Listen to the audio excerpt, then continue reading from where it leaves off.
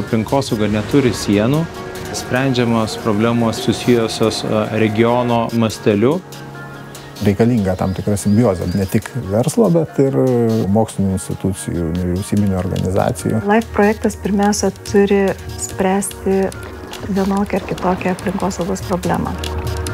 Bandomieji ir parodomieji projektai yra svarbus, nes jie turi tam tikrą išliekamąją vertę. Ištestuojam idėjas ir privedam prie tam tikro įgyvendinimo.